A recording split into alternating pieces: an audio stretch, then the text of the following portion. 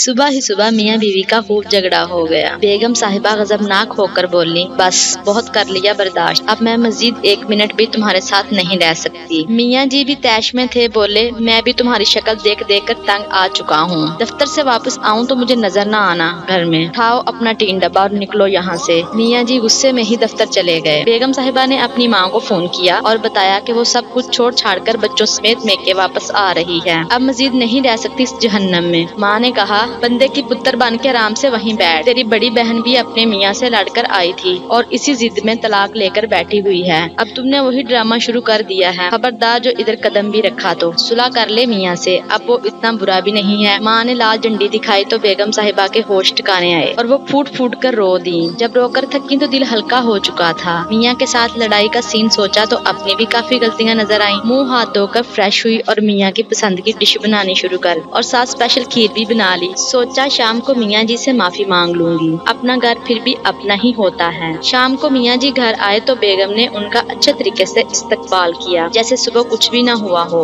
میاں جی کو بھی خوشگوار حیرت ہوئی۔ کھانا کھانے کے بعد میاں جی جب کھیر کھا رہے تھے تو بولے، بیگم کبھی کبھار میں بھی زیادتی کر جاتا، تم دل پر مت لیا کرو، بندہ بشر ہوں، غصہ آ ہی جاتا ہے۔ میاں جی بیگم کے شکر گزار ہو رہے تھے اور بیگم صاحبہ دل ہی دل میں اپنی ماں کو دعائیں دے رہی، ورنہ تو جذباتی فیصلے نے گھر تباہ کر دینا تھا۔ اگر والدین اپنی شادی شدہ اولاد کی ہر جائز ناجائز بات کو سپورٹ کرنا بند کر دیں تو 90% بگڑنے والے رشتے بچ جاتے ہیں۔